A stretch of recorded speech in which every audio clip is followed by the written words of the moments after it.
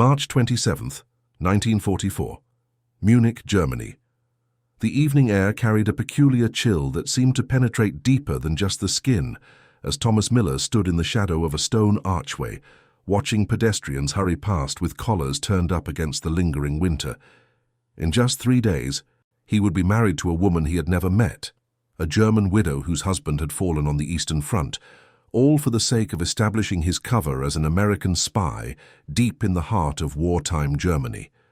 Thomas believed his mission would be straightforward: gather intelligence on transportation networks, while living as a Swiss businessman with sympathies toward the German cause.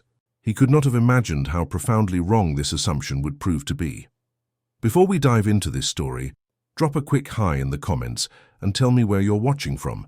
It really helps support the channel. This is the remarkable account of how one American agent's hasty marriage of convenience would lead him to discover a network of secrets that would challenge everything he thought he knew about the enemy, the war, and ultimately the true nature of courage in mankind's darkest hour. 28-year-old Thomas Miller, born Thomas Müller to German immigrant parents in Philadelphia, had been selected for this mission precisely because of his flawless German, his understanding of cultural nuances, and his unremarkable appearance.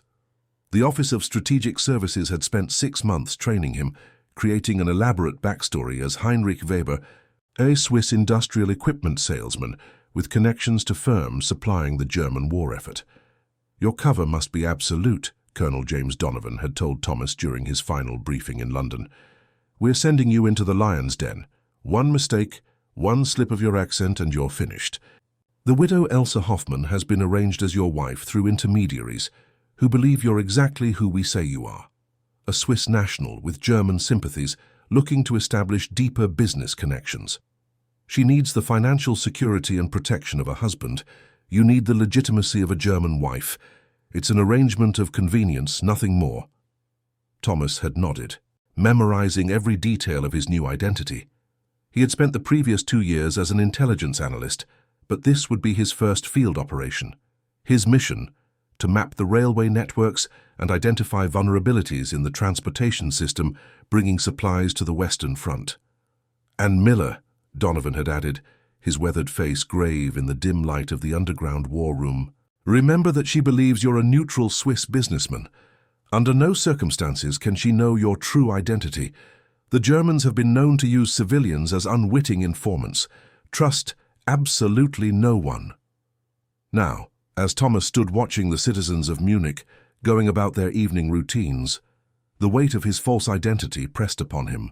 He had arrived in the city 3 days earlier via Switzerland, his papers scrutinized, but ultimately accepted as authentic. The OSS had done meticulous work creating his documentation, but Thomas knew that German counterintelligence was becoming increasingly sophisticated as the war progressed. The next morning, Thomas made his way to the address he had been given, a modest apartment building in a middle-class district that had largely escaped the Allied bombing campaigns. The building's facade showed only minor damage from distant blasts, its windows intact, but reinforced with tape in anticipation of future air raids. Climbing the stairs to the 3rd floor, Thomas rehearsed his introduction one final time. He was no longer Thomas Miller from Philadelphia, but Heinrich Weber from Zurich. He knocked firmly on apartment 307. The woman who opened the door was not what he had expected. Elsa Hoffman appeared to be in her early 30s, her blonde hair pulled back severely, accentuating sharp cheekbones and clear blue eyes that regarded him with undisguised suspicion. She wore a simple grey dress that had been mended multiple times, a silent testimony to the increasing scarcity of consumer goods in the Reich. "Herr Weber," she said, her voice neutral, betraying neither welcome nor hostility. "You are punctual. The Swiss reputation appears to be well earned." Thomas offered a practiced smile. "Frau Hoffmann, it is a pleasure to finally meet you in person. Our correspondence hardly does justice to reality." She did not return his smile, but stepped aside to allow him entry. The apartment was small, but immaculately maintained. A portrait of a man in a Wehrmacht uniform occupied a prominent position on the wall.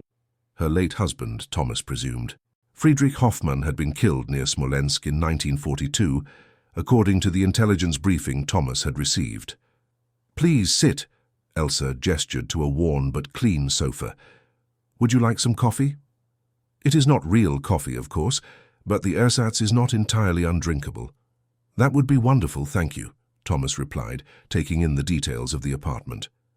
Everything was neat, organized, but signs of privation were evident. The thin curtains, the carefully patched furniture, the absence of any luxury items. While Elsa prepared the coffee substitute in the small kitchen area, Thomas noted the strategic value of the apartment's location. From the window, he could observe a railway junction that fed into one of Munich's main stations. It was an ideal vantage point for part of his mission. Elsa returned with 2 cups of the dark, bitter liquid that passed for coffee in wartime Germany. "So," she said, sitting across from him, her posture rigid. "We are to be married in 2 days. Perhaps we should discuss the Nduti arrangement." Thomas appreciated her directness. "Yes, I believe our intermediaries explained the basics. I require a German wife to facilitate my business operations and establish residency. You require the security and ration advantages of having a husband connected to critical industries. A mutually beneficial arrangement. And you understand that this is a marriage of convenience only?" Elsa's gaze was steady, evaluating. "Of course," Thomas nodded. "I have no romantic expectations. Frau Hoffmann, I respect your situation and your loss."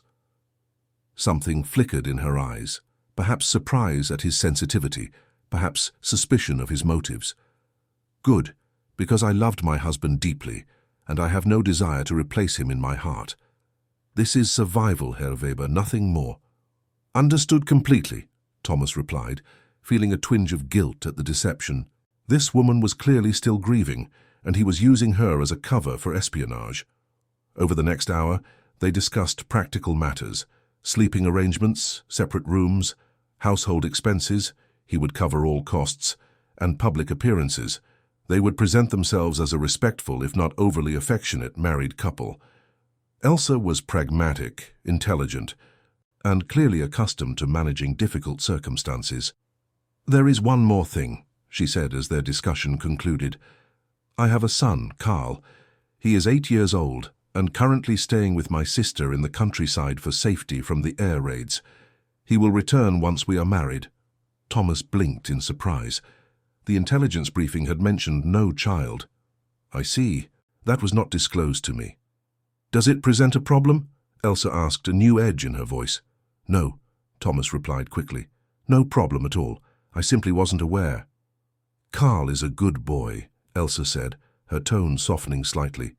"He has had a difficult time since his father's death. I would appreciate kindness toward him, but I do not expect you to act as his father."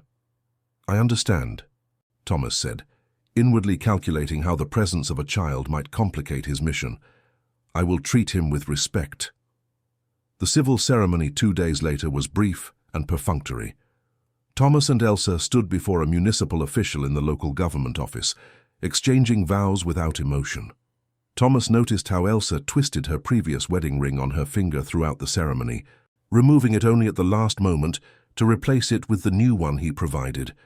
Her hands trembled slightly as she did so.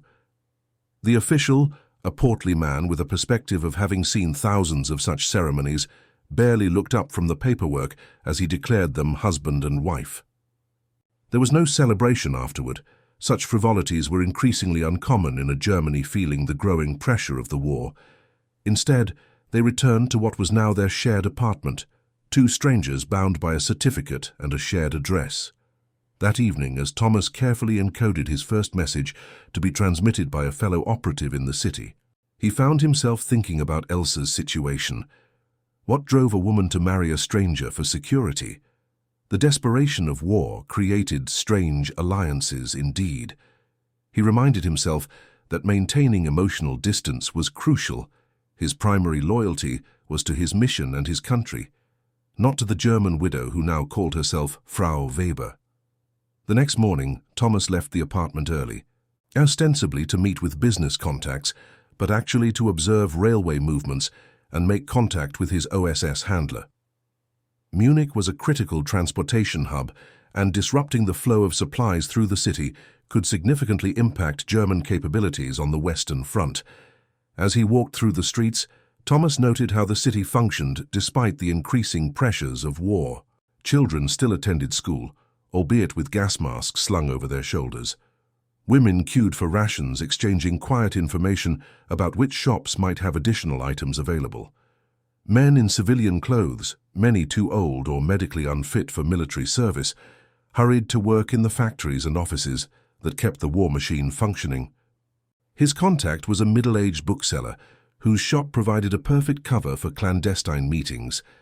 The bookshop's back room housed a wireless transmitter concealed within a false wall, allowing for direct communication with Allied intelligence.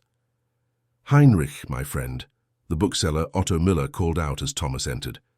Otto was actually Lieutenant Otto Miller, no relation to Thomas, a German-American who had been operating in Munich since 1942. "Come, I have just received some interesting technical manuals that might be useful for your business." In the back room, shielded from curious eyes, Otto's jovial demeanor shifted to business-like efficiency. "Report. Established cover successful," Thomas said quietly. "Marriage completed yesterday.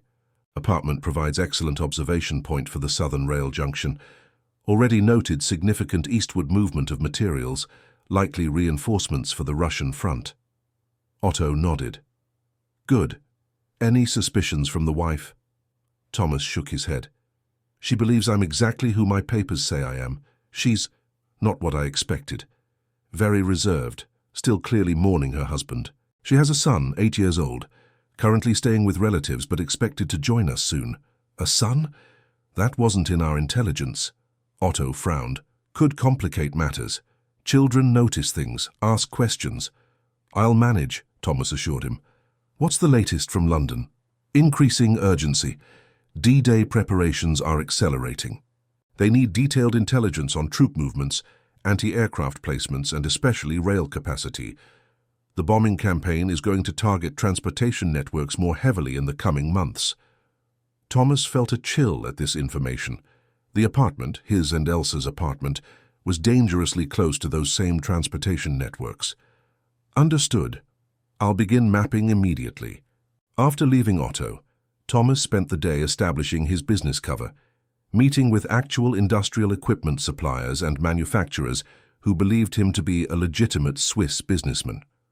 The OSS had arranged these contacts through neutral Swiss intermediaries, and the desperate German war economy welcomed any connection to outside resources, even from neutral countries. By evening, Thomas had made several valuable observations about railway operations and had scheduled meetings with procurement officers from companies directly supplying the Wehrmacht. His cover was holding perfectly. When he returned to the apartment, he was surprised to find Elsa in conversation with another woman. Both fell silent as he entered. "Ah, Heinrich," Elsa said, rising. "This is my friend Margarete Schultz. Margarete, my husband, Heinrich Weber." Margarete was a thin woman with shrewd eyes that seemed to assess Thomas in a single glance. "A pleasure, Herr Weber. Elsa has told me of your arrangement." Thomas felt a moment of alarm. How much had Elsa revealed? "Margarete's husband is also gone," Elsa explained, "though not dead. Merely a prisoner of the British since the Africa campaign." "I see," Thomas said, carefully maintaining his Swiss persona. "I'm sorry to hear that, Frau Schultz." "At least I know he lives," Margarete replied with a tight smile. "Unlike poor Elsa here. Although a Swiss husband is quite a fortunate development in these difficult times." There was something in her tone that Thomas couldn't quite place. Perhaps resentment, perhaps simple curiosity about the foreigner who had suddenly appeared in her friend's life. "I'll leave you two," Margarete said, gathering her coat. At the door, she paused and looked back at Thomas. "Take care of her, Herr Weber. She has suffered enough." It sounded more like a warning than a request. After Margarete left, Thomas turned to Elsa. "You told her about our arrangement?" Elsa's chin lifted slightly. "She is my closest friend. I told her we married for mutual benefit, not for love. Is that a problem?" "No," Thomas replied carefully. "But perhaps in the future we should discuss what we share with others. In business, discretion is valuable." "This is not business to me." "Herr Weber," Elsa said coldly, This is my life." Thomas recognized he had misspoken. "Of course, I apologize. I didn't mean to suggest otherwise." Elsa's expression remained distant. "Carl will arrive tomorrow. I have prepared the small room for him. I hope your business meetings went well today." And with that, she retired to her bedroom, leaving Thomas alone in the living room, acutely aware of the complex human element he had not fully anticipated in this mission. Elsa Hoffman was not simply a convenient cover. She was a woman with friends, a child, a history, and her own motivations that Thomas realized he understood only superficially. The following day brought another complication. Thomas returned from his reconnaissance activities to find a boy sitting stiffly on the sofa. Carl Hoffman was small for his age, with his mother's blonde hair but darker eyes that regarded Thomas with unmistakable hostility. "Carl," Elsa said with forced brightness, "this is Heinrich, my new husband." Thomas extended his hand to the boy. "Hello, Carl. It's good to meet you." Carl stared at the offered hand, but did not take it. "You're not my father," he said flatly. "Carl," Elsa admonished, "remember your manners." "It's all right," Thomas said, withdrawing his hand without offense. "He's right.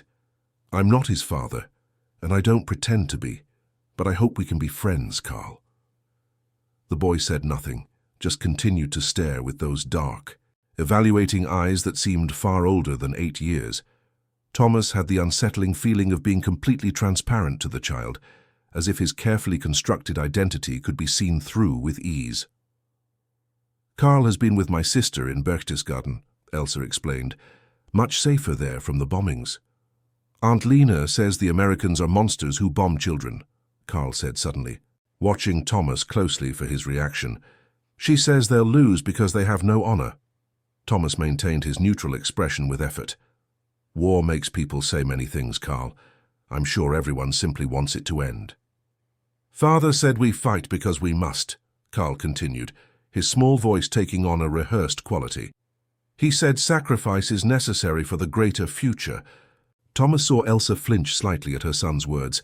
How many German children had been fed the same lines? How many now fatherless families clung to such justifications for their losses?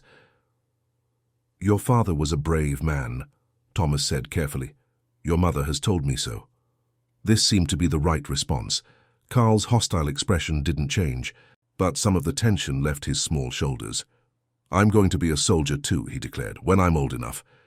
"Carl," Elsa interrupted, "please take your bag to your room and unpack. Then wash for dinner." After the boy left, Elsa turned to Thomas. "I apologize. He's been influenced by my sister, who is devoted to the cause, and he misses his father terribly." "No apology needed," Thomas assured her. "It must be difficult for him to understand." "What should I say?" Elsa asked, and for the first time Thomas heard genuine vulnerability in her voice. That his father died for nothing, that all this suffering has been meaningless. Thomas had no answer. As an American agent, he believed absolutely in the justice of the Allied cause. But standing in this small apartment with a grieving widow and her fatherless son, the neat divisions of enemy and ally seemed suddenly more complicated. During dinner, Thomas tried to engage Carl in conversation, asking about his school and his interests. The boy's answers were monosyllabic at first, but when Thomas mentioned having once visited the Bavarian Alps near Berchtesgaden before the war, Carl's resistance cracked slightly. "Did you see eagles?" the boy asked, showing the first hint of childlike curiosity. "There are eagles in the mountains where Aunt Lena lives." "I did," Thomas confirmed. "Magnificent birds. I watched one soaring over the valley for nearly an hour. Father promised to take me climbing when the war was over," Carl said, his voice dropping. "He said the mountains would still be there waiting for us." Elsa quickly changed the subject, asking Thomas about his fictitious business meetings. Thomas provided carefully rehearsed details about industrial equipment sales, noting how Elsa seemed to be truly listening, perhaps evaluating how convincing his cover would be to others. After Carl went to bed, Thomas and Elsa sat in uncomfortable silence in the living room. Finally, Elsa spoke.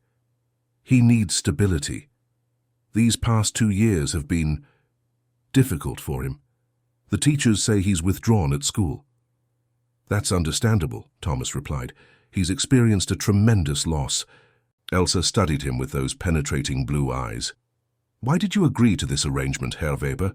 Truly, a man like you could find a real wife, not just a convenient German widow. Thomas had prepared for such questions. Business opportunities in Germany are significant right now for those in my position. Switzerland's neutrality creates unique advantages. As for a real wife, as you put it, I'm devoted to my work. A marriage of convenience suits me perfectly. Elsa didn't appear entirely convinced. And it doesn't bother you, living with strangers, being in Germany, while your homeland remains neutral as the world burns. Switzerland has always maintained its independence through neutrality, Thomas replied, staying carefully in character. It's not my place to judge the politics of nations. How convenient that must be, Elsa said softly, rising from her chair. Good night, Herr Weber. As Thomas prepared for bed that night in the small guest room that was now his bedroom, he reflected on the complexities of his situation. The mission parameters had seemed so clear in London: establish cover, gather intelligence, transmit findings. Human connections had been considered only as tools or potential complications. No one had mentioned the hollow-eyed child who had memorized propaganda about his dead father's sacrifice. No one had talked about the proud, wounded dignity of a woman forced by circumstance to marry a stranger. No one had prepared him for the grey areas between enemy and victim that he was now encountering daily.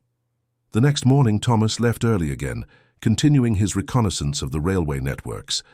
He observed troop movements, noted the increasing presence of flak batteries protecting key infrastructure, and identified potential vulnerabilities. All valuable intelligence that he carefully memorized to encode and transmit through Otto later. When he returned to the apartment that evening, he found Karl sitting at the table, drawing what appeared to be military aircraft, while Elsa prepared a sparse dinner from their rationed supplies. "Ah, Heinrich," Elsa said with a formality that Thomas suspected was for Karl's benefit. "You're home. Dinner will be ready shortly." Thomas noticed a small parcel on the table. "What's this?" "It was delivered for you," Elsa replied. "From one of your business associates, I believe." Thomas immediately recognized the package as a dead drop from Otto, likely containing new instructions or requests for specific intelligence. "Thank you. Just some technical specifications I've been waiting for." That night, after both Elsa and Karl had gone to bed, Thomas carefully opened the package. Inside was a coded message that, when deciphered using the key he had memorized, contained alarming news. Allied intelligence had identified a high-level Wehrmacht general who would be passing through Munich in 3 days. The OSS wanted detailed information on his security detail and itinerary. This was a significant escalation of Thomas's mission. Simple observation was one thing. Actively tracking a German general was far more dangerous. If discovered, it would mean certain execution. As Thomas burned the decoded message in the small ashtray, watching the paper curl and blacken, he became aware of a presence in the darkened doorway. Karl stood there in pajamas, watching him with those unsettlingly perceptive eyes. "What are you doing?" the boy asked. Thomas maintained his composure. "Just burning some confidential business information, Karl. Nothing interesting. Shouldn't you be asleep?" "I heard you moving around," the boy said. "Father used to burn papers too sometimes, before he went to Russia." Thomas felt a chill. What exactly had Friedrich Hoffmann been involved in? "Your father worked for the government?" Karl shrugged. He never talked about it, but men in uniforms would come sometimes. Before Thomas could ask more, Elsa appeared behind Karl. "Karl, what are you doing out of bed?" She saw the burning paper and gave Thomas a questioning look. "Just some business documents," Thomas explained smoothly. "Proprietary information." "Back to bed, Karl," Elsa said firmly. After the boy had gone, she lingered. "Is everything all right, Heinrich? You seem tense since that package arrived." "Just some challenging negotiations," Thomas replied. "Nothing to concern yourself with." Elsa watched him for a moment longer. "There's something I should tell you. I've invited some friends for dinner tomorrow evening. It would be good for appearances if you could join us." Thomas nodded, though inwardly he was concerned about the additional exposure. Of course. Who will be joining us? Just Margaret, whom you've met, and her brother Wilhelm. He works in the transportation ministry and might be a useful contact for your business. Thomas felt both alarm and excitement. Someone from the transportation ministry could be an excellent source of intelligence, but also represented increased risk of his cover being compromised. I look forward to meeting him. The following evening, Thomas returned early to help Elsa prepare for their guests. He was surprised to find her wearing a dress he hadn't seen before, still modest, but more flattering than her usual attire, with her hair arranged more carefully. "You look nice," he said honestly. A faint color touched her cheeks. "Thank you. It seems foolish to dress up when there's so little to offer our guests, but old habits, I suppose." Thomas helped her arrange the small living room, while Carl watched silently from the corner, clearly instructed to be on his best behavior. Thomas was impressed with how Elsa had managed to create a welcoming atmosphere despite the limitations of wartime rationing. A small vase of early spring flowers adorned the center of the table, and she had somehow procured ingredients for a simple but appealing meal. Margaret arrived first, bringing a small jar of preserved fruit, a precious gift in those days of scarcity.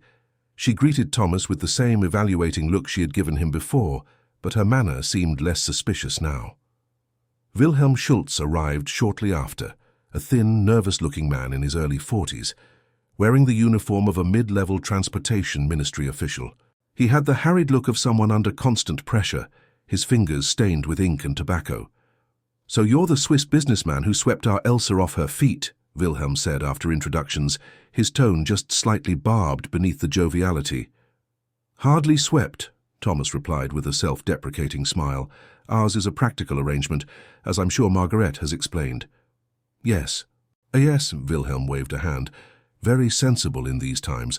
And your business, industrial equipment, I understand, for the war effort." "Among other applications," Thomas answered carefully. "My company maintains strict neutrality, of course, but we recognize the need for efficient industrial production." Wilhelm's eyes narrowed slightly. "Neutrality? How fortunate for Switzerland that geography and history have allowed such a comfortable position." Before Thomas could respond, Elsa intervened smoothly. "Shall we sit for dinner? Carl, please help me bring the plates." Throughout the meal, Thomas maintained his cover while carefully extracting potentially useful information from Wilhelm. The transportation official, after a glass of hoarded pre-war wine that Elsa had produced for the occasion, became increasingly talkative about the challenges facing his department. "The disruptions from the air raids are becoming intolerable," Wilhelm complained. "We reroute one line, and the next week another junction is hit, almost as if they know exactly where to strike." "The Allied bombing seems increasingly precise," Thomas observed neutrally. Wilhelm snorted. "Precision has nothing to do with it. They blanket entire areas, but somehow, yes, they do seem to target critical nodes with uncanny accuracy." He gave Thomas a sudden, sharp look. "Your company doesn't happen to supply the British or Americans, does it, Herr Weber?" "Wilhelm," Margaret admonished, "what a question to ask our host." "My company adheres strictly to Swiss neutrality," Thomas replied calmly. "We supply industrial equipment to any nation willing to pay and able to receive shipments, without political consideration."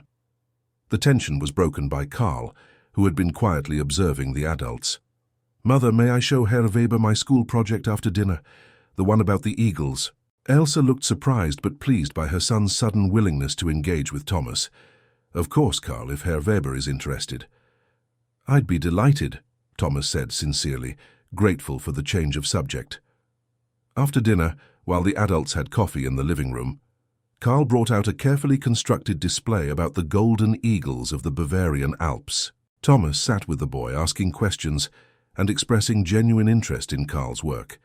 For the first time, the child's defensive hostility seemed to ease slightly. When their guests had departed, Elsa began clearing the dishes. Thomas helped her, aware of a subtle shift in the atmosphere between them. "Thank you," she said quietly, "for being kind to Carl. You didn't have to take such an interest." "He's a bright boy," Thomas replied, "and his project was genuinely impressive." Elsa paused, her hands still in the dishwater. His father never had much time for such things, always busy with his work, his duties. Thomas sensed an opening to learn more about Friedrich Hoffmann. What exactly did your husband do? Karl mentioned men in uniforms visiting.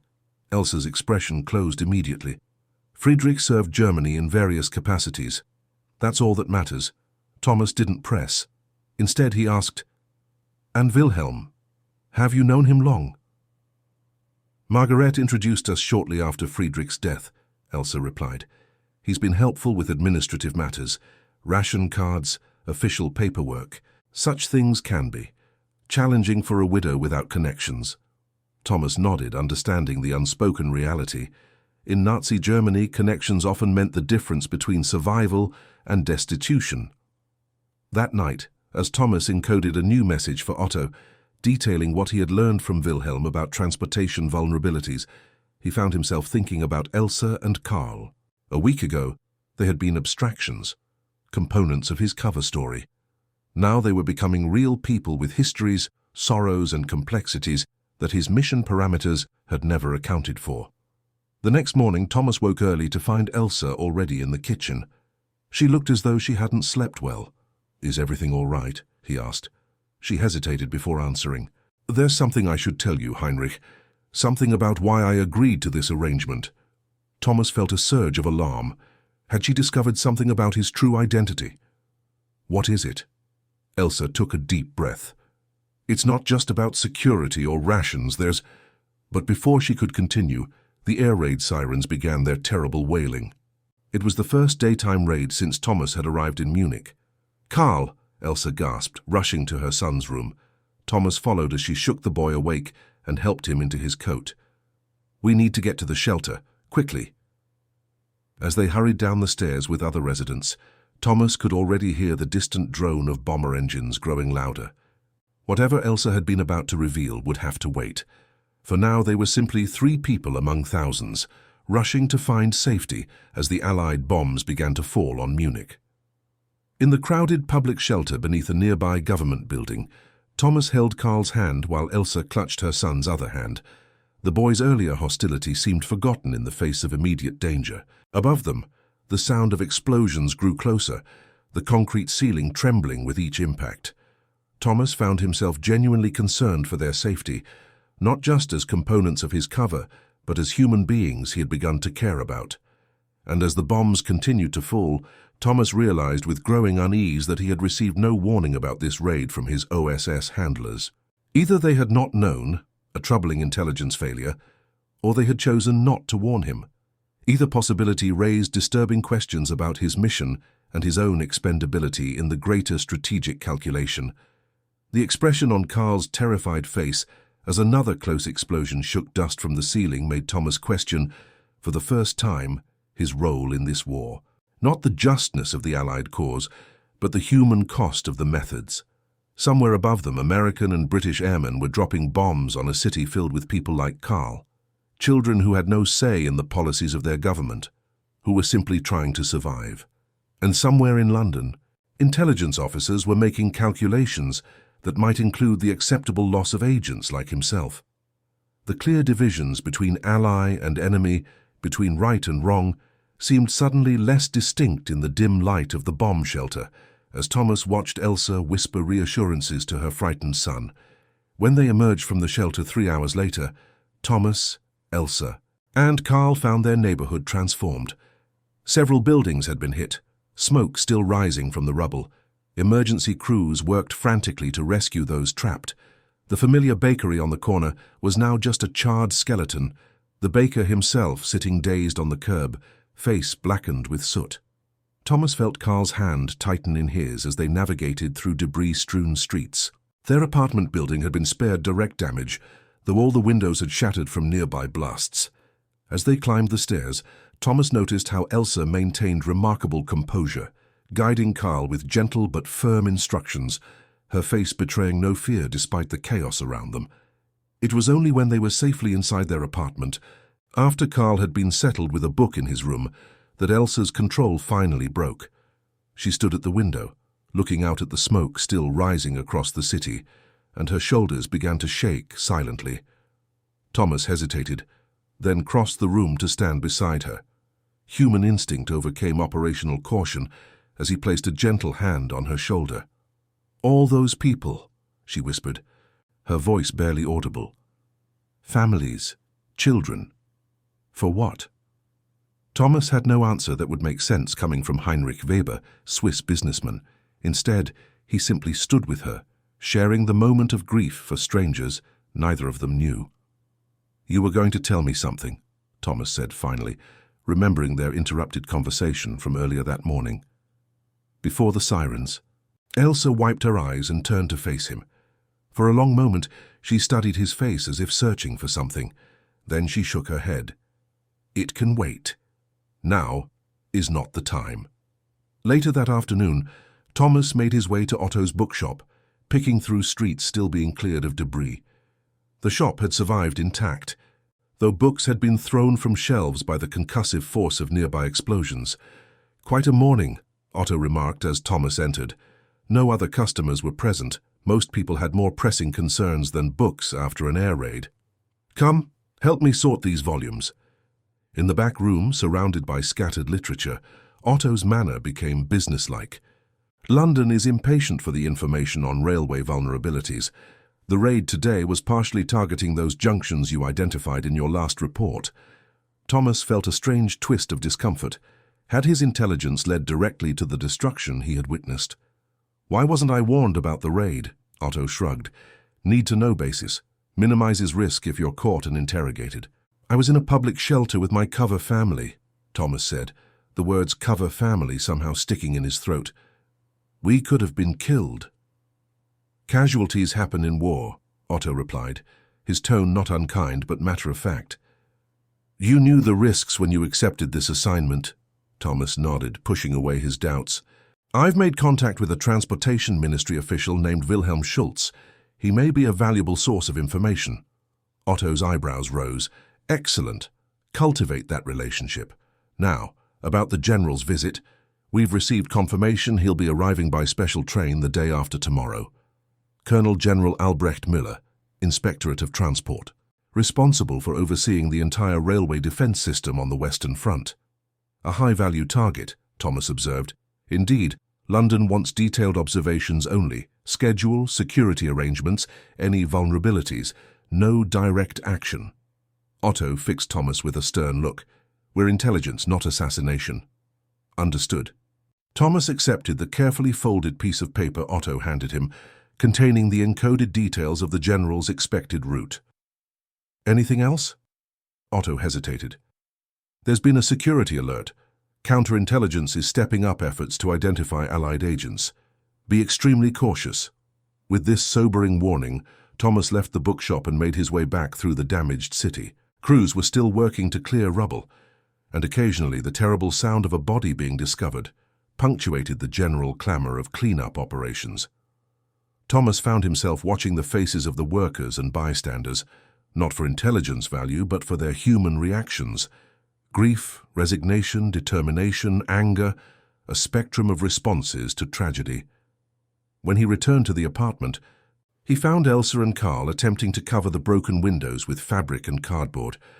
Without comment, Thomas joined them, helping to create makeshift protection against the cool evening air. "The glass repair will take weeks," Elsa explained as they worked. "Everyone's windows are broken." Karl, surprisingly, was the one who broke the uneasy silence that had fallen between them. "Were there raids in Switzerland too, Herr Weber?" "No, Karl," Thomas replied, maintaining his cover identity. "Switzerland was not bombed during this war." The boy considered this as he held up a piece of cardboard for Thomas to secure. "Then why did you come here? Why not stay where it's safe?" It was an insightful question from one so young. Thomas chose his words carefully. "Sometimes safety isn't the most important thing, Karl. Sometimes other considerations matter more." "Like what?" the boy pressed. Thomas glanced at Elsa, who was watching the exchange with interest. "Like doing what you believe is right. Like your father, who left safety to serve his country because he believed in something greater than himself." Karl seemed to accept this answer, nodding solemnly. "Mother says you're helping German factories get machines they need. Is that why you came? To help?" The innocent question struck Thomas with unexpected force. The complexity of his true mission, gathering intelligence that would lead to more destruction, like what they had witnessed today, contrasted sharply with the simple way Carl had framed his supposed role. "In my own way, yes," Thomas answered, the half-truth uncomfortable on his tongue. That evening, after a simple dinner assembled from their emergency rations, Thomas found himself sitting at the small kitchen table with Elsa after Carl had gone to bed. The boy had been exhausted by the day's events, falling asleep almost immediately despite the continuing sounds of emergency vehicles in the distance. "He seemed to accept you more today," Elsa observed, sipping the ersatz coffee that had become a nightly ritual. "Children can sense sincerity, I think." Thomas felt a pang of guilt at her words. How sincere was he, really, living this elaborate lie? "He's been through so much. Both of you have." "All of Germany has," Elsa replied quietly. She hesitated, then added, "There was a time when I believed completely in the cause my husband died for. Now I simply want Carl to survive this madness." "What changed?"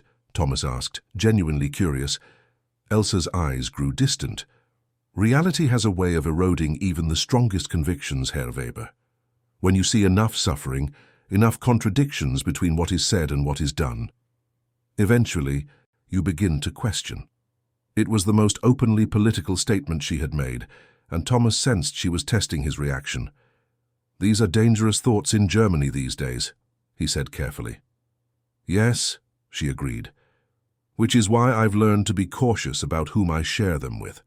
Her gaze met his directly. "I'm taking a risk telling you this." "Why?" Thomas asked. "Why trust me?" "Perhaps because you're an outsider. Perhaps because there's something in your eyes when you look at Carl that tells me you're not what you first appear to be." She paused, then added softly, "Or perhaps because a widow with a child in wartime cannot afford the luxury of complete caution." The following morning, Thomas left early to begin surveillance of the route General Müller would take from the train station to Wehrmacht headquarters. He carefully noted security positions, observed patterns of military police patrols, and identified potential observation points that would give him a clear view without exposing himself to suspicion. As he worked, Thomas found himself thinking about Elsa's words from the previous night. Her admission of disillusionment had surprised him. Such sentiments, if reported, could lead to serious consequences in the Third Reich. That she had shared them with him indicated either extraordinary trust or extreme desperation. Neither possibility aligned neatly with his mission parameters. By midday, Thomas had completed his reconnaissance and was making his way back toward the apartment when he spotted Carl in the distance. The boy was with a group of similarly aged children, all wearing the uniform of the Deutsches Jungvolk, the junior branch of the Hitler Youth that was mandatory for German boys. They were helping to clear debris from the previous day's bombing, supervised by an older youth in the uniform of the Hitler Youth proper. Thomas stopped to observe from a distance. Carl worked diligently, his small face serious as he carried pieces of broken masonry to a collection point. The supervising youth praised him, ruffling his hair in a gesture that made Thomas think of how a father might encourage a son. It was another reminder of the complexities of the situation.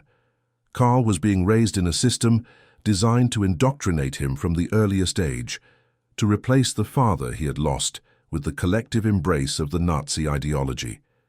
Yet he was also simply a child seeking approval and connection, vulnerable and impressionable. When Thomas finally returned to the apartment, he found Elsa sorting through damaged belongings, separating what could be salvaged from what was beyond repair. She looked up as he entered, a smudge of dust on her cheek. "I saw Carl with his Jungvolk group," Thomas said, helping her lift a heavy bookcase that had fallen. Elsa's expression tightened. "It's compulsory, I have no choice." "I wasn't criticizing," Thomas assured her. "I was just surprised to see him out after yesterday." "The youth leaders organized the boys to help with cleanup," Elsa explained. "They call it service to the folk. In truth, it keeps the children occupied and gives parents time to address their own damage." She paused in her work. "Do you have children, Heinrich, in Switzerland?" The question caught Thomas off guard. His cover story included no family, But the personal nature of her inquiry seemed to require more than a simple negative. "No," he said finally. "There was someone once before the war. It didn't work out." This fabrication felt strangely intimate, as if he were sharing an actual piece of himself rather than reinforcing his cover. Elsa seemed to sense the shift in tone. "I'm sorry," she said simply. "War has a way of disrupting all our plans, doesn't it?" The conversation was interrupted by a sharp knock at the door. Elsa tensed visibly, exchanging a quick glance with Thomas before moving to answer. Thomas positioned himself where he could react if necessary, acutely aware of Otto's warning about increased counterintelligence activity. The visitor was Wilhelm Schultz, still in his transportation ministry uniform, looking even more harried than he had at dinner 2 nights before. "Wilhelm," Elsa greeted him with surprise. "Is everything all right?" "May I come in?" he asked, glancing down the hallway nervously. Only when the door was closed behind him did he relax slightly, nodding a greeting to Thomas. "Forgive the intrusion. I was checking on residents in this district, official capacity, and thought I should see how you had fared in the raid." "We were fortunate," Elsa replied. "Just broken windows and some minor damage. Others were not so lucky." Wilhelm nodded distractedly. "The damage to the railway junction was extensive, 3 days' work at minimum to restore full operations." He glanced at Thomas. "Your Swiss neutrality must seem very precious now, eh, Weber? No bombs falling on Zurich." Before Thomas could respond, Wilhelm continued, his voice dropping. "There's something else. Security is being tightened throughout the city. Colonel General Müller is arriving tomorrow to inspect the damage and review defensive measures. Everyone's papers will be checked more frequently. Foreigner residents especially." Thomas kept his expression neutral despite the internal alarm. "Thank you for the warning. My papers are in perfect order, of course." "Of course," Wilhelm echoed, but something in his tone suggested uncertainty. "Nevertheless, it would be wise to avoid unnecessary movements for the next few days. The security services can be overzealous after attacks like yesterday's." After Wilhelm left, Elsa turned to Thomas with concern. "Will this be a problem for your business meetings?" "I can postpone them," Thomas replied, mind racing through contingencies. "Better safe than sorry." Elsa studied him for a moment. "There's something I need to show you. Something I should have shown you days ago." She moved to the small writing desk in the corner of the living room and unlocked a drawer with a key she kept on a chain around her neck. From it, she withdrew a leather-bound journal. "This was Friedrich's," she said, her voice hushed. "His private journal. I found it among his personal effects that were returned after Smolensk." Thomas felt a prickle of apprehension. "Why are you showing me this?" "Because I need to know if I can truly trust you," Elsa replied, "and because you need to understand what kind of household you've married into." She handed him the journal. "Read it, particularly the entries from 1941, when his unit was stationed in Poland and later Ukraine. Read it, and then we'll talk." Thomas accepted the journal with caution. "Elsa, if this contains sensitive information—" "It contains the truth," she interrupted. "Something increasingly rare and precious these days. Read it, Heinrich, or whatever your real name might be." The last words sent a cold shock through Thomas. Before he could respond, she turned and left the room, closing the door behind her. Alone with the journal, Thomas carefully opened it. The early entries were mundane. A soldier's complaints about conditions, notes about comrades, expressions of patriotism and duty. But as Friedrich Hoffmann's unit moved east in the summer of 1941, the tone changed. The handwriting became more erratic, the entries shorter and increasingly disturbed. July 17, 1941. Outside, Brest-Litovsk. Participated in special action today. Cannot write details. Following orders. God forgive us. August 3, 1941. Another village cleared. The men are becoming accustomed to it. I vomited again. Major says this shows weakness. Perhaps he is right. September 22, 1941. Witnessed Babi Yar today. The scale of it. Cannot comprehend. Cannot unsee. Cannot write more. Thomas felt physically ill as he read. Friedrich Hoffmann had not been a simple Wehrmacht soldier, as Elsa had implied. He had been part of an Einsatzgruppe, the special units that followed the German army into Soviet territory, with the specific mission of eliminating Jews, communists, and other groups targeted by Nazi ideology. The special actions and cleared villages were mass executions. The later entries showed a man increasingly tormented by his participation, yet continuing to follow orders. His patriotic certainty gave way to moral horror, then to a kind of numb acceptance, and finally to something like madness. The last entry, dated just 3 days before his reported death near Smolensk, was a rambling plea for forgiveness addressed to Elsa and Karl, and to God. When Thomas finally closed the journal, he found Elsa standing in the doorway watching him. Her expression was unreadable. "Now you know," she said simply. Thomas struggled to find words. "Elsa, I didn't know what he was doing," she continued, entering the room and sitting across from him. "Not until I read that. They told me he died honorably, fighting Bolsheviks. They gave me a medal to give to Karl when he's older." Her laugh was bitter. "A medal for mass murder. Why are you showing me this?" Thomas asked again. "This is dangerous knowledge." "Because I needed to know how you would react," Elsa said. "A true believer in the Reich would report me immediately for possessing such evidence. A true neutral Swiss businessman would perhaps be horrified, but would prioritize his own safety and business interests." Her eyes fixed on his.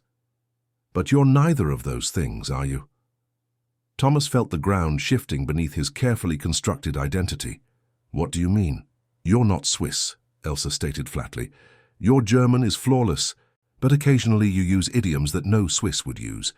You observe the railway junction from our window when you think no one is watching. You burn coded messages. You are too interested in Wilhelm's work at the Transportation Ministry." She leaned forward. "I've been watching you just as you've been watching the railways." Thomas's mind raced through options. Denial would be pointless if she had observed so much. Confirmation could be fatal if he had misread her intentions. He chose a third path. "If you believe that, why haven't you reported me?" "Because of Karl," Elsa replied without hesitation. "Because I've seen what this regime does, what it made of my husband. Because I want my son to grow up in a world where men don't write journal entries, begging forgiveness for unforgivable acts." Her voice broke slightly. "Because when the bombs fell yesterday, you protected him without thought for yourself, and I saw in that moment that whatever else you might be, you are a good man." The silence that followed her words stretched between them, filled with the weight of mutual revelation. Finally, Thomas spoke, choosing each word with care. "If, hypothetically, your suspicions were correct, what would you expect to happen now?" "I don't expect anything," Elsa replied. "I'm telling you that you're not alone in having secrets in this household. I'm telling you that Karl and I are as much at risk from the regime as anyone. And I'm suggesting that perhaps our arrangement could be more than just a convenient cover. Perhaps it could be a true alliance." Before Thomas could respond, Karl burst into the apartment, face flushed with excitement.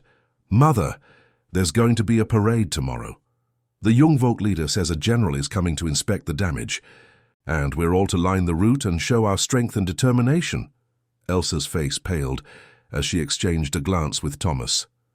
"That's wonderful, Karl," she managed. "Which route will the parade take?" As Karl enthusiastically described the planned route, exactly matching the one Thomas had reconnoitered that morning, Thomas realized he was facing a devastating new complication.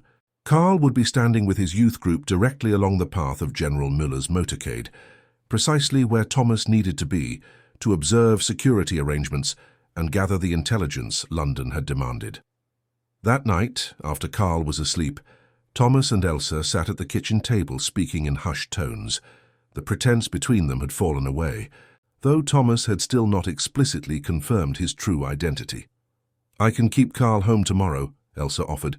"Claim he's ill." Thomas shook his head. "That might attract attention, especially after he's already told his leaders he's excited to attend. No, it's better if everything appears normal." "Nothing about this is normal," Elsa said, an edge of hysteria in her whisper. "My husband participated in massacres.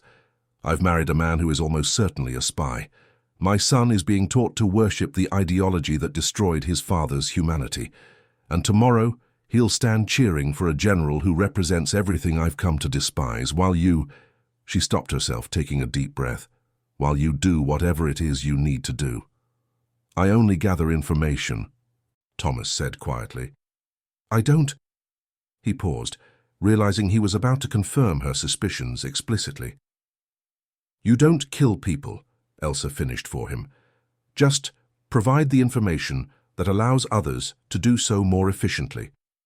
There was no accusation in her tone, merely tired acknowledgement of reality.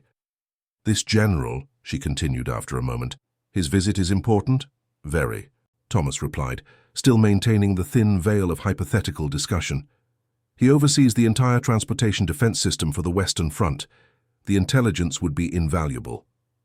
Elsa nodded slowly. "Then I'll help you." Thomas blinked in surprise. "What?" "I'll help you observe. A woman with a child attracts less suspicion than a man alone. I can position Karl and myself at the optimal location and remember what I see. Elsa, do you understand what you're suggesting? If caught, I would be executed," she finished calmly. "Just as I would if they found Friedrich's journal or discovered I had knowingly harbored an enemy agent. I passed the point of safety long ago, Thomas." She used his real name for the first time, though he had never revealed it. Thomas stared at her, torn between operational necessity and genuine concern for her safety. "Why would you take such a risk?" "Because I believe the sooner this war ends, the better Karl's chances of growing up in a world not poisoned by what destroyed his father." She reached across the table and took his hand. "And because, despite the lies between us, I think I've come to know the real man behind Heinrich Weber. That man, I believe, is worth helping." The next morning dawned clear and cold. Thomas left early, ostensibly for business meetings, but actually to make contact with Otto and establish observation positions. He found the bookshop closed, a handwritten sign citing inventory work as the reason. This was their prearranged signal for extreme caution. Otto was warning that counterintelligence activity had increased to dangerous levels. Thomas proceeded with his backup plan, moving through the city using counter-surveillance techniques to ensure he wasn't being followed. By 10 o'clock, he had positioned himself at a cafe with a clear view of the route General Müller would take from the train station. From his vantage point, he could observe without appearing obvious, just another civilian having a morning coffee. At precisely 10:30, he spotted Elsa and Karl approaching. The boy wore his Jungvolk uniform proudly, a small flag in his hand. Elsa had dressed carefully, the picture of a patriotic German mother, bringing her son to honor a visiting dignitary. She guided Karl to stand exactly where Thomas had suggested, a position with clear sight lines to both the approach road and the reviewing stand that had been hastily erected overnight. Thomas felt a complex mixture of professional satisfaction and personal concern as he watched them. Elsa was proving to be a remarkable ally, but he worried about the risk she was taking. Karl's innocent excitement at participating in what he saw as a patriotic event contrasted sharply with the actual purpose of their presence. At 11:15, the distant sound of motorcycle engines announced the general's approach. The crowd, relatively small given the short notice but enthusiastic nonetheless, straightened to attention. The Hitler Youth and Jungvolk units, including Karl's group, raised their flags in salute. The motorcade consisted of a lead security vehicle, followed by the general's staff car and 2 more security vehicles behind. Thomas counted 16 security personnel in total, a significant detail for his report. As the cars passed his position, he clearly saw General Müller himself, a stern-faced man in his 50s, wearing the full dress uniform of his rank, sitting rigidly in the back seat of the staff car. What happened next occurred with such speed that Thomas would later struggle to reconstruct the precise sequence of events. From somewhere in the crowd came a sharp sound. Later, Thomas would realize it had been a backfiring motorcycle, not a gunshot as many initially thought. The security detail reacted instantly, the motorcade accelerating while guards drew weapons and scanned for threats. In the sudden chaos, people began to scatter. Thomas saw Karl, separated from his youth group in the confusion, standing frozen in fear directly in the path of the accelerating motorcade. Without conscious thought, Thomas abandoned his observation post and ran toward the boy, all concerns for his cover forgotten in the moment of crisis. He reached Carl just as the lead security vehicle bore down on them, sweeping the child into his arms and diving to safety. They tumbled onto the pavement as the motorcade roared past, security personnel casting suspicious glances but focused primarily on getting their charge to safety. Elsa reached them seconds later, her face white with terror. "Carl, are you hurt?" The boy seemed more shocked than injured. "I'm fine, Mother. Herr Weber saved me." Thomas helped Carl to his feet, acutely aware that his instinctive action had potentially compromised his mission. Several bystanders were looking at them with interest, including a man in civilian clothes whose bearing suggested military or security training. Thomas recognized the telltale signs of counterintelligence personnel. "We should go home," Mary said quietly to Elsa. "Now." As they walked quickly away from the scene, Thomas sensed they were being observed. A glance back confirmed his suspicion. The man in civilian clothes was watching them intently, then spoke into what appeared to be a radio concealed in his coat. "We're being followed," Thomas murmured to Elsa. "Don't look back." "What do we do?" she asked, her arm protectively around Carl's shoulders. "Get Carl home. I'll lead them away and circle back when I can." Elsa shook her head. "No. We stay together. I know somewhere we can go." She led them through a series of narrow side streets, eventually arriving at a small church tucked between larger buildings. Inside, the cool darkness enveloped them, the smell of candle wax and ancient stone providing an atmosphere of timeless sanctuary. An elderly priest approached them with a questioning look. "Frau Hoffmann," he greeted Elsa, then corrected himself. "Forgive me. Frau Weber, now I understand. Is everything all right?" "Father Brenner, we need to use the passage," Elsa said without preamble. "It's urgent." The priest's eyes widened slightly, then he nodded. "Of course, this way." He led them behind the altar to a small door that opened onto a narrow staircase descending into darkness. "The crypt," he explained for Thomas's benefit, "connected to the old catacombs. It leads to the rectory on Badenstrasse, 3 blocks from here." "Thank you, Father," Elsa said. "We won't forget this." As they descended the stairs, Thomas whispered to Elsa, "How do you know about this place?" "Friedrich wasn't the only one with secrets," she replied. "After I read his journal, I began helping certain people disappear. Father Brenner has been assisting Jews and others escape the regime since 1940. Thomas was stunned by this revelation. The woman he had been instructed to marry for cover purposes had been operating her own resistance activities all along.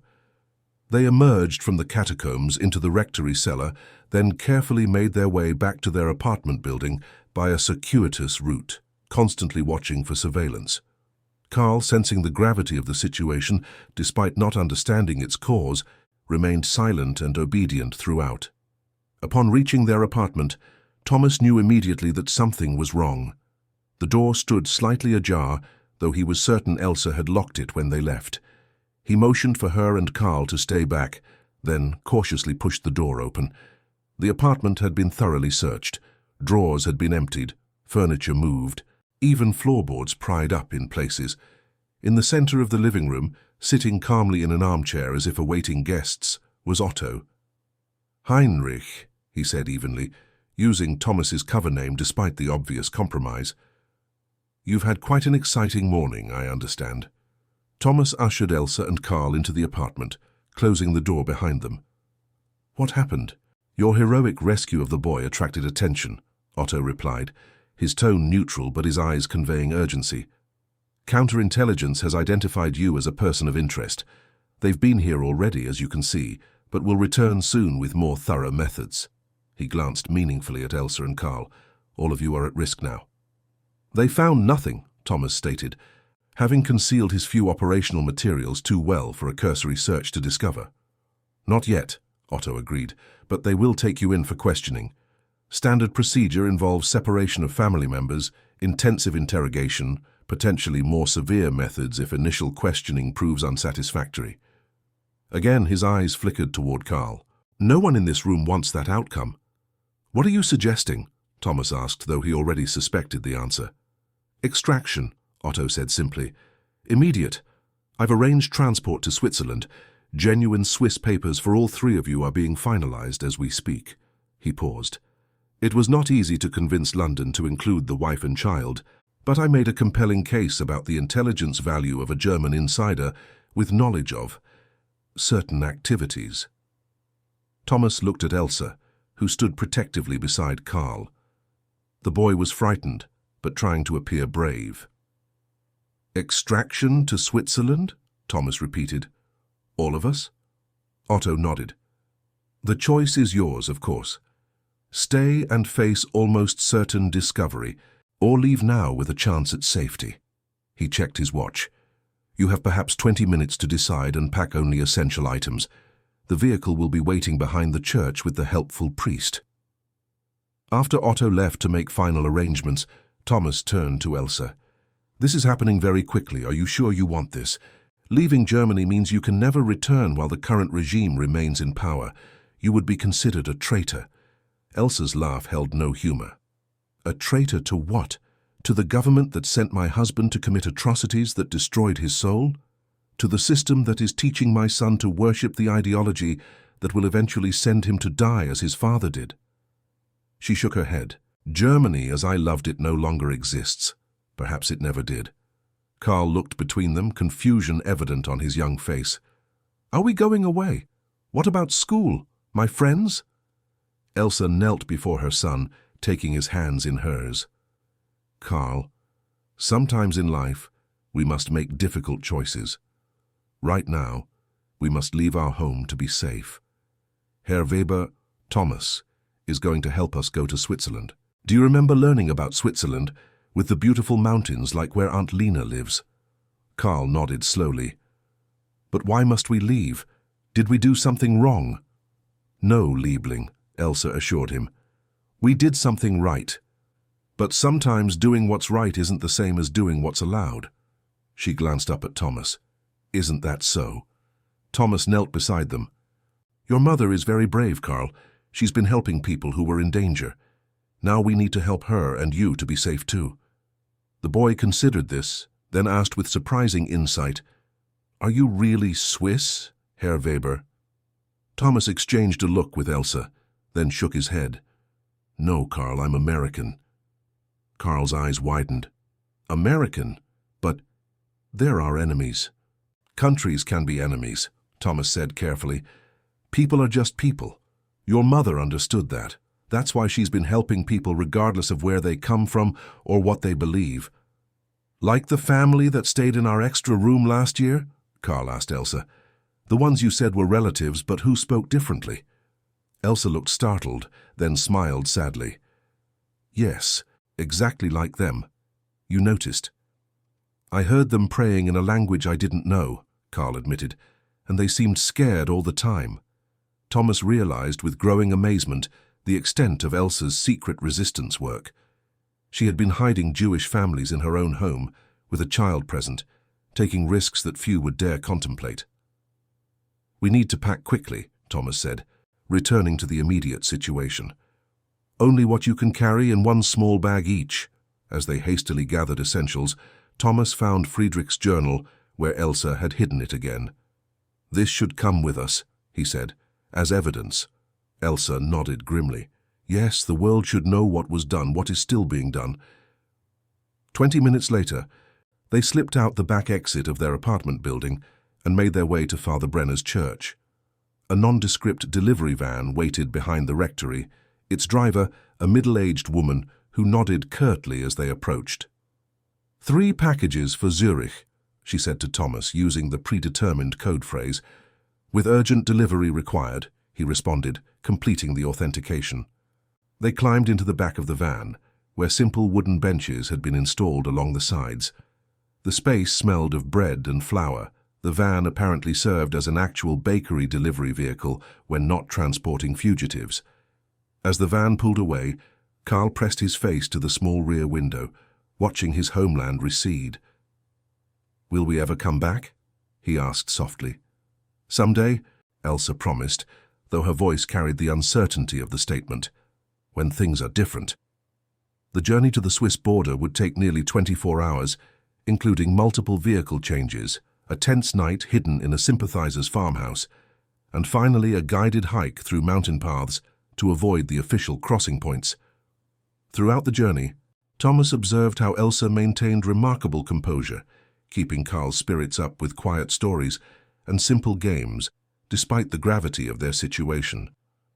During their night in the farmhouse, while Carl slept, Thomas and Elsa sat at a rough wooden table, speaking in hushed tones. "I still don't understand," Thomas admitted. "How did you become involved in resistance activities?" "After Friedrich's death." "Because of Friedrich's death," Elsa corrected. "Or rather because of his life, what it became. When I read his journal, I realized the magnitude of what was happening. He wrote about entire villages, Thomas, entire communities erased as if they had never existed." She stared into the darkness beyond the farmhouse window. "I couldn't bring those people back. I couldn't undo what Friedrich had participated in, but I could try to prevent it happening to others. So I made contact with Father Brenner, who was known in certain circles for his willingness to help. One family led to another and another. Small acts of defiance against a system of industrialized murder.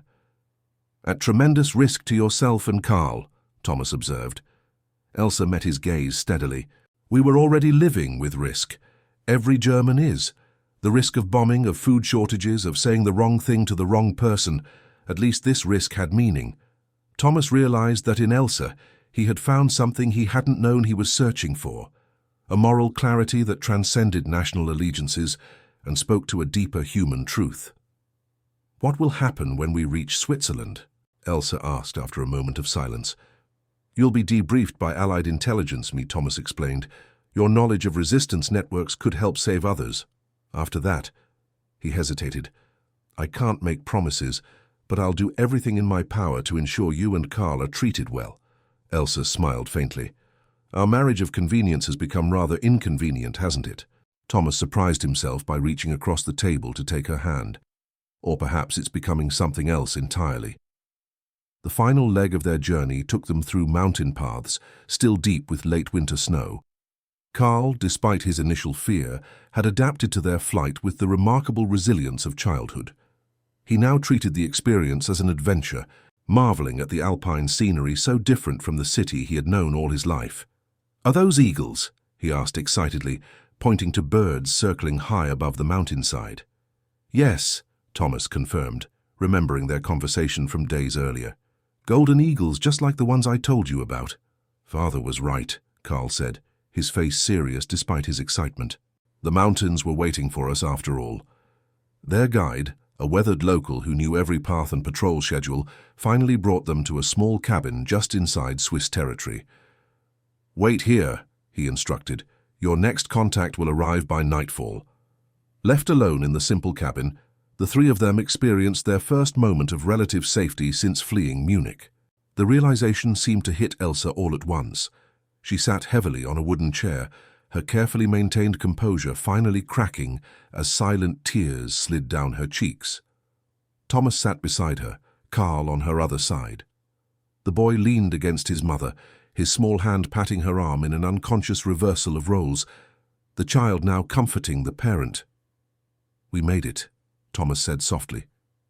"You're safe now." Elsa wiped her eyes. "What happens next changes everything. Once I tell your people what I know, what Friedrich recorded, there's no going back." "There was no going back the moment you showed me that journal," Thomas pointed out gently. "You chose your path long ago, Elsa, just as Friedrich chose his and came to regret it." She nodded slowly, then turned to look at Carl. "Everything we've done has been for him, for his future. And for the futures of others like him," Thomas added. "Children who deserve to grow up in a world where humanity matters more than ideology." As darkness fell, they heard the approach of a vehicle. Thomas tensed instinctively, then relaxed as the correct signal. 3 short honks followed by 2 long sounded outside. He opened the door to find Colonel James Donovan himself waiting, accompanied by 2 agents. "Miller," Donovan greeted him, using his real name openly for the first time since the mission began. "Well done. Your intelligence on the railway vulnerabilities has already proven invaluable." "Sir," Thomas acknowledged, then gestured to Elsa and Carl. May I present Elsa Hoffmann and her son Karl? Elsa has been operating her own resistance network in Munich, helping Jews and others escape. She also has documentation of atrocities committed by Einsatzgruppen on the Eastern Front, her late husband's journal. Donovan's expression registered surprise, then interest. Indeed, that could be extremely valuable for building our understanding of German operations. Mrs. Hoffmann, you have my gratitude and the gratitude of the Allied forces. Elsa stood straight, her chin lifted with the same quiet dignity Thomas had observed throughout their time together. I did only what my conscience demanded, Colonel. Nothing more. As they were escorted to waiting vehicles that would take them to Bern for debriefing, Thomas found himself walking beside Donovan. Your extraction wasn't planned, the Colonel observed. Taking them with you was a significant deviation from protocol. It was necessary, Thomas replied simply. And right. Donovan studied him for a moment. The intelligence community doesn't often have the luxury of clear moral choices, Miller. We operate in grey areas by necessity. With respect, sir, Thomas said, watching as Elsa helped Karl into one of the vehicles. Sometimes the grey areas are where humanity matters most. 6 months later, Thomas sat in a small office in the OSS headquarters in London, completing his final report on the Munich operation. His intelligence had helped identify critical vulnerabilities in the German transport network, contributing to the Allied advance across Europe. Elsa's testimony and Friedrich's journal had provided valuable evidence for understanding the scope of atrocities on the Eastern Front. A knock at his door interrupted his work. Donovan entered, carrying a file. Your next assignment, if you choose to accept it. Thomas accepted the file but didn't open it immediately. And if I don't? Donovan raised an eyebrow. Having second thoughts about serving your country, Miller? Not at all, sir. But I've made commitments that need to be honored first. Understanding dawned on Donovan's face. Ah, the widow and her son. They've been settled in Geneva, I believe. Temporary papers arranged. Yes, sir, but temporary isn't enough. They risked everything.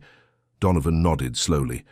Immigration to America for a German national and her child during wartime. Not impossible, but complicated, especially given her husband's activities. Her husband's actions were not hers, Thomas said firmly, and she risked her life repeatedly to save others from the regime he served. I'll see what can be done, Donovan promised. Your service record gives you some capital to spend on this request. He paused at the door. For what it's worth, Miller, I believe you're right about her. Some people show their true character only when everything is at stake. 1 month later, Thomas stood on the dock in New York Harbor, watching as the ship carrying Elsa and Karl approached. They had exchanged letters during their separation, their formal relationship gradually evolving into something deeper and more genuine as they processed the extraordinary circumstances that had brought them together. As Elsa and Karl descended the gangplank, Thomas saw the mixture of apprehension and hope on their faces. America represented yet another new beginning, another adaptation required of them, but it also offered safety and the chance to build something real from what had begun as an arrangement of convenience and necessity. Karl spotted him first, his face lighting up with genuine pleasure. "Thomas!" he called, waving excitedly. Elsa's smile was more reserved, but no less warm as she approached. "So this is your homeland," she said, looking around at the bustling port. "It is," Thomas confirmed, "and now, if you want it to be, it can be yours too." Karl was already chattering about the ocean voyage, the other passengers, the vastness of the harbor, but Elsa's attention remained focused on Thomas. "When we married in Munich," she said quietly, "it was an arrangement between strangers based on mutual need. If we were to stay married here, it would be a choice," Thomas finished for her, "one made with open eyes and honest hearts." "After everything we've seen," Elsa said, "could we really build something true?" Thomas thought about the journey that had brought them to this moment, the deceptions and revelations, the danger and courage, the gradual discovery of each other's true character under the most extreme circumstances. "I think," he said carefully, "that knowing the worst of what humanity is capable of makes recognizing the best all the more valuable. Whatever we build now We build on truth. Elsa considered this, then nodded. Truth is a foundation I can accept. She took his offered hand, Karl between them, as they walked away from the dock toward their uncertain but hopeful future.